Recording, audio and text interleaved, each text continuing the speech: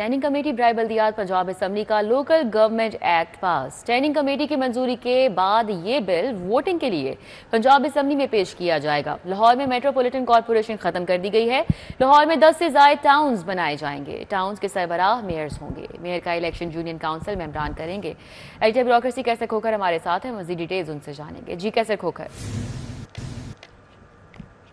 جی standing committee برائے local government Punjab assembly نے local government act جو ہے 2025 جو ہے وہ پاس کر دیا ہے۔ اب یہ ایکٹ جو ہے پنجاب اسمبلی میں ووٹنگ کے لیے جائے گا، جہاں ووٹنگ کے بعد جو پنجاب اسمبلی میں یہ ایکٹ جو ہے یہ پاس ہو جائے گا۔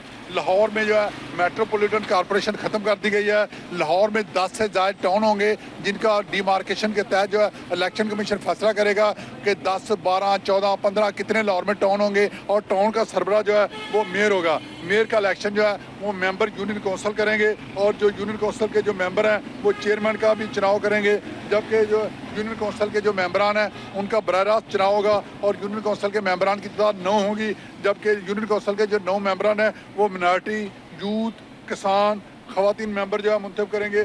اربن ایریا میں میونسپل کمیٹی اور میونسپل کارپوریشن ہوگی، جبکہ رورل ایریا جو ہے وہاں پر تحصیل کونسل ہوگی، اور اس حوالے سے جو ٹاؤن کا جو سربراہ ہے وہ میئر ہوگا۔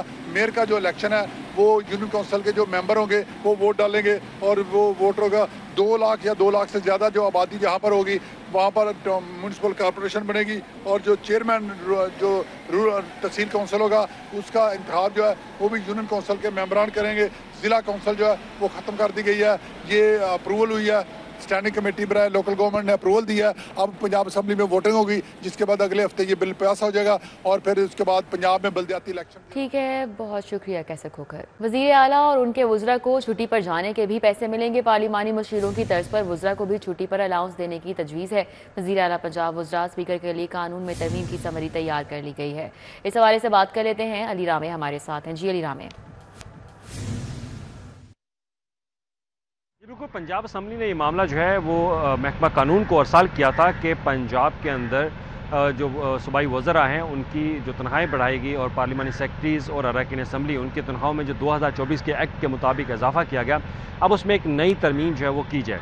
اب ترمیم یہ ہے کہ جو دستاویزات کے مطابق ترمیم میں یہ کہا کہ وزیر اعلیٰ پنجاب، وزراء، اسپیکر، ڈپٹی اسپیکر اگر وہ چھٹی پر ہوں گے تو ان کو چھٹی کی بھی تنخواہ وہ دی جائے گی، اور یہ ایکویلنٹ ٹو سیلری جو ہے وہ ہوگا، جو کہ پنجاب حکومت نے 2024 میں اراکین اسمبلی کی جو سیلری کو ریوائز کیا تھا اس کے مطابق۔ اب اس کے لیے معاملہ جو ہے وہ پنجاب حکومت کو ارسال کر دیا گیا ہے۔ محکمہ قانون نے باقاعدہ یہ اسمبلی ارسال کی ہے کہ اس کی فوری طور پر منظوری جو ہے وہ دی جائے، کیونکہ پنجاب اسمبلی سے یہ درخواست محکمہ قانون سے کی گئی ہے، اور اس میں یہ واضح طور پر کہا گیا کہ پنجاب کے اندر اراکین اسمبلی، ایڈوائزر اور اسپیشل اسسٹنٹ کی تنخواہیں جو ہے وہ بڑھائیں گے، اور ان میں چھٹی کی تنخواہ جو ہے وہ بھی ان کو دی جا رہی ہے، لیکن اس میں وزیر اعلیٰ پنجاب، وزراء، اسپیکر اور ڈپٹی اسپیکر شامل نہیں ہیں، تو لہٰذا ان کو بھی اس میں نئی امینڈمنٹ میں شامل کیا جائے۔ تو نئی امینڈمنٹ کی منظوری کے بعد اب وزیر اعلیٰ پنجاب اگر چھٹی پر ہوں گی تو ان کو تنخواہ دی جائے گی، ان کے وزراء اگر وہ بھی کوئی چھٹی پر ہوں گے تو ان کو بھی ایکویلنٹ جو سیلری ہے جو کہ 2024 کی پالیسی کے مطابق انہوں نے منظور کی ہے وہ ان کو دی جائے گی، اور اسی کے ساتھ ہی اسپیکر اور ڈپٹی اسپیکر اگر وہ بھی چھٹی پر ہوں گے تو ان کو چھٹی کے بھی پیسے وہ شہریوں کی روزمرہ زندگی میں خلل ڈالے بغیر زیر زمین سیوریج کی تنصیب۔ پاکستان کی تاریخ کا پہلا ٹنل بورنگ سیوریج منصوبہ منظور کر لیا گیا ہے۔ Executive committee of national economics council ایکنگ کی منصوبے کی منظوری، اس حوالے سے آگاہ کر رہے ہیں در نایاب ہمارے ساتھ ہیں۔ جی در نایاب۔ جی بالکل، ایکنک نے لاہور شہر کے ٹننگ بورنگ پروجیکٹ کو حتمی طور پہ منظور کر لیا ہے، اور اب یہ فائنل منظوری تھی جس کی اجازت جو ہے واسا کو اور حکومت پنجاب کو، پی این ڈی ڈپارٹمنٹ کو ایکنک سے لینی تھی۔ اب اس کی منظوری کے بعد اس کا ٹینڈر کیا جا سکے گا، اور واسا اس کو ای پی اے موڈ پہ لے کے جا رہا ہے، یعنی کہ جو کنٹریکٹر آئے گا وہی انجینئرنگ، پروکیورمنٹ اور اس کے بعد اس کی جتنی بھی تعمیر ہوگی وہ کرے گا۔ اب اس میں جو ہے 49 ارب روپے کا تخمینہ لاگت لگایا گیا، جو کہ فورن فنڈنگ سے ہوگا، سافٹ لون ہوگا، اور اس میں 32 کلومیٹر طویل جو ہے وہ انڈر گراؤنڈ ٹرینچ بغیر کھدائی کیے ٹنل بورنگ کے ذریعے جو ہے وہ بچھا دی جائے گی، اور اس ٹیکنالوجی سے انفراسٹرکچر کا لاس کم سے کم ہوگا، شہری آبادی کم سے کم متاثر ہوگی، ٹریفک متاثر نہیں ہوگی، لوگوں کی آبادیاں میں جو ان کے گھر ہیں، دکانیں ہیں، کاروبار ہیں وہ متاثر نہیں ہوں گے۔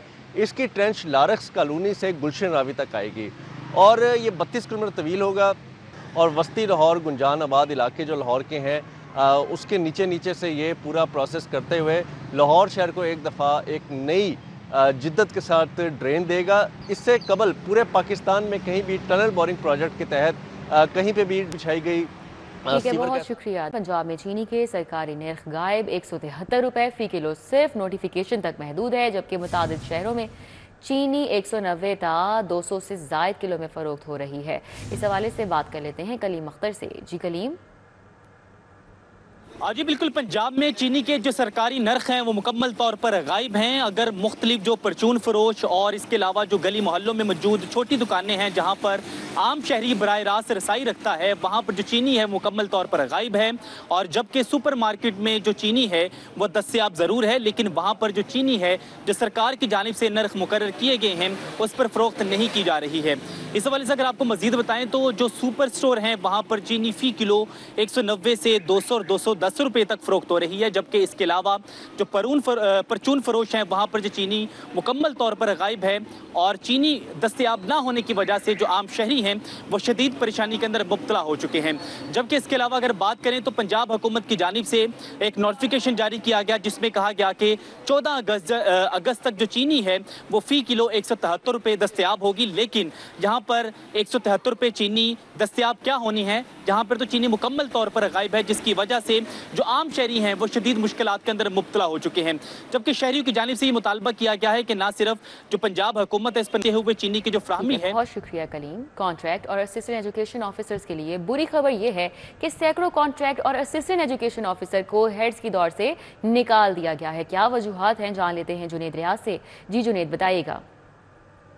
جی اصل میں جو کانٹریکٹ اساتذہ ہیں ان کو بھی مستقل ہیڈ نہیں لگایا جا سکتا، کیونکہ ان کے کانٹریکٹ میں ہر سال توسیع کی جاتی ہے، اور اسسٹنٹ ایجوکیشن آفیسر جو کہ اسکولوں کی مانیٹرنگ کرتے ہیں ان کو جو ہے ہیڈ کی دور سے نکال دیا گیا، اور اسسٹنٹ ایجوکیشن آفیسر جو ہیں وہ خود بھی ہیڈ نہیں لگنا چاہتے، کیونکہ ان کو 25,000 روپے اضافی الاؤنس ویسے ہی جو ہے وہ مانیٹرنگ کا دیا جاتا ہے۔ اس حوالے سے جو تعداد بتائی جا رہی ہے 201 جو ہے ہیڈ ماسٹر جنہوں نے ٹیسٹ پاس کیا تھا ہیڈ کی سیٹ کے لیے، ان میں سے 18 ایز اور 38 کانٹریکٹ اساتذہ، ان میں سے 16 کمپیوٹر سے متعلقہ تعداد جو ہے 72 کی بنتی ہے، جو کہ مسترد کر دی ہیں، جبکہ لاہور میں 60 سربراہان کو تعینات کیا جانا ہے۔ مغل پورہ زمان پاک جناح ہاؤس کے قریب پولیس کی گاڑیاں جلانے کے 5 مقدمات ہیں۔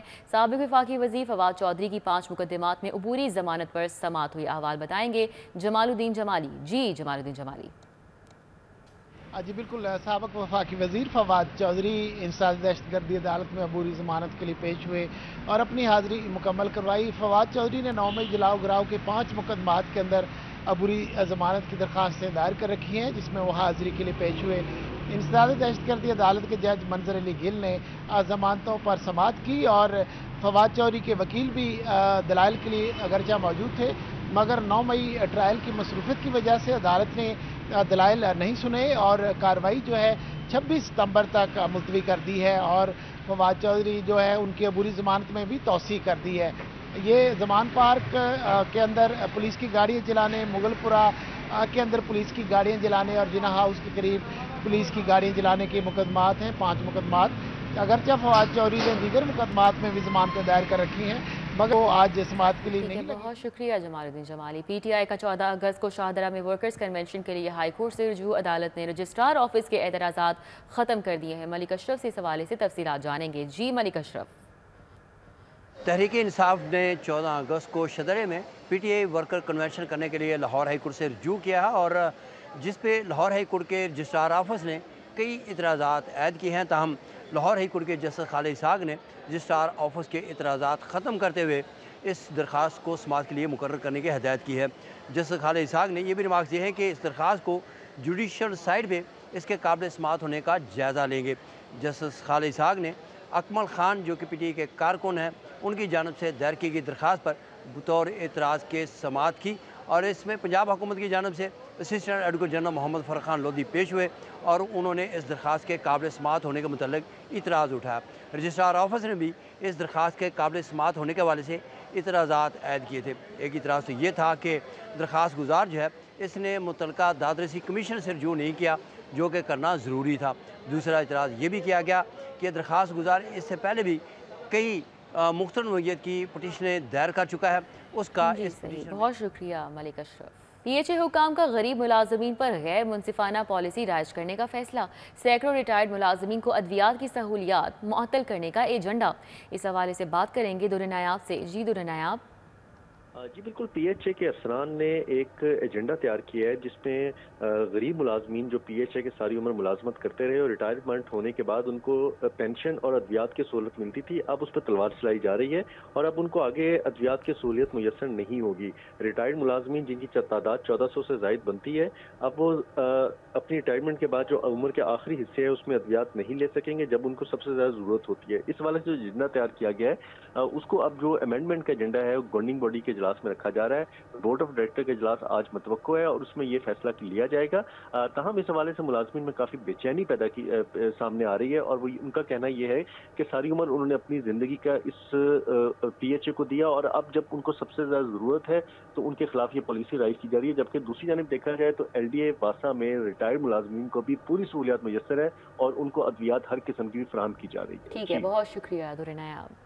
کمشنر زید بن مقصود اپنے عہدے سے سبکدوش ہو گئے۔ کمشنر نیشنل ڈیفنس یونیورسٹی کے وار کورس میں شرکت کریں گے۔ ڈپٹی کمشنر لاہور سید موسیٰ رضا کو کمشنر لاہور ڈویژن کا ایڈیشنل چارج دیا گیا ہے۔ ڈی سی لاہور سید موسیٰ رضا نے اضافی طور پر چارج سنبھال لیا۔ کمشنر زید بن مقصود اپنے عہدے سے سبکدوش ہو چکے ہیں۔ کمشنر نیشنل ڈیفنس یونیورسٹی کے وار کورس میں شرکت کریں گے۔ ڈپٹی کمشنر لاہور سید موسیٰ رضا کو کمشنر لاہور ڈویژن کا ایڈیشنل چارج دیا گیا ہے۔ ڈی سی لاہور سید موسیٰ رضا نے اضافی طور پر چارج سنبھال لیا۔ کمشنر زید بن مقصود اپنے عہدے سے سبکدوش ہو گئے۔ کمشنر نیشنل ڈیفنس یونیورسٹی کے وار کورس میں شرکت کریں گے۔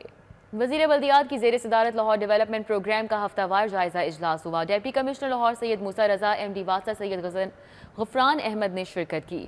نسپاک کے افسران تمام اسسٹنٹ کمشنرز نے صوبائی وزیر کو بریفنگ دی۔ وزیر اعلیٰ مریم نواز کے لاہور ڈیولپمنٹ پروگرام کے تحت 3040 گلیوں کی تعمیر مکمل۔ لاہور کی مزید 2580 گلیوں کو خوشنما ٹائل ورک سے پختہ کرنے پر کام جاری ہے۔ وزیر بلدیات ذیشان رفیق نے کہا کہ ایل ڈی پی فیز 1 تکمیل کے قریب پہنچنا قابل ستائش ہے۔ عمدہ ٹیم ورک کے باعث اہداف کا بروقت حصول یقینی بنائیں گے۔ بارشوں میں کمی آ رہی ہے، کام میں تعطل دور کرنے کی کوشش کرنا ہوگی۔ گلیوں کے سائز کے مطابق ٹائلوں کے رنگوں کا استعمال کیا جا رہا ہے۔ دنیا کے مشہور شہروں کی طرح لاہور کو بھی پرکشش سیاحتی مرکز بنائیں گے، وزیر بلدیات نے یہ کہا۔ مزید کہتے ہیں کہ ایل ڈی پی کے منفرد ماڈل کو پورے پنجاب میں توسیع بھی دی جائے گی اور کانٹریکٹرز کی مانیٹرنگ کے لیے اسسٹنٹ کمشنرز مسلسل دورے کریں گے۔ اقبال ٹاؤن کی 73، واگا کی 44، عزیز بھٹی ٹاؤن کی 21 اسکیمیں شامل ہوں گی۔ فیز 2 کے تحت علامہ اقبال واگا عزیز بھٹی ٹاؤن میں کام شروع ہو گیا ہے، یہ بتایا گیا ہے وزیر بلدیات ذیشان رفیق کی جانب سے۔ اجلاس میں وزیر اعلیٰ مریم نواز کے لیے پریزنٹیشن کو بھی حتمی شکل دی گئی۔ نارویجین پولیس کے اعلیٰ سطحی وفد کی سینٹرل پولیس آفس آمد۔ نارویجین پولیس وفد کی آئی جی پنجاب ڈاکٹر عثمان انور سے ملاقات ہوئی۔ ایڈیشنل آئی جی پنجاب سلطان احمد چودھری بھی ملاقات میں موجود تھے۔ اے آئی جی ایڈمن ڈاکٹر اسد اعجاز ملہی ملاقات میں موجود تھے۔ اسی طرح اے آئی جی انسپیکشن شائستہ ندیم ملاقات میں موجود۔ Deputy chief of Norwegian police کیٹل ہاکاس وفد میں موجود۔ نارویجین پولیس چیف سپرنٹینڈنٹ عہدہ یہ بھی موجود تھے اور عہدہ سنبھالنے والے نئے نارڈک رابطہ افسر بورج بھی وفد کا حصہ تھے۔ سبکدوش ہونے والے نارڈک رابطہ افسر مارٹن بجارٹن وفد کا حصہ تھے۔ ایڈوائزر نارڈک رابطہ افسر نارویجین ایمبیسی صغیر افضل وفد کا حصہ تھے۔ آئی جی نے وفد کو غیر ملکی شہریوں کی سیکیورٹی کے لیے پنجاب پولیس کے اقدامات بارے آگاہ کیا۔ سائبر کرائم، ڈیجیٹل فراڈ کے بڑھتے چیلنجز سے نبرد آزما ہونے کے لیے نارویجین پولیس سے ٹریننگ پر گفتگو ہوئی، جبکہ آپ کو بتائیں ترجمان پنجاب پولیس کا کہنا ہے وفد نے اے آئی جی انسپیکشن شائستہ ندیم کو سووینیر بھی پیش کیا۔ سی سی پی او بلال صدیق کامیانہ کی زیر صدارت اجلاس میں ماڈل ٹاؤن اور کینٹ ڈویژنز کی کارکردگی کا جائزہ۔ 14 اگست عرس حضرت داتا گنج بخش اور چہلم کے بہترین سیکیورٹی انتظامات کی ہدایت۔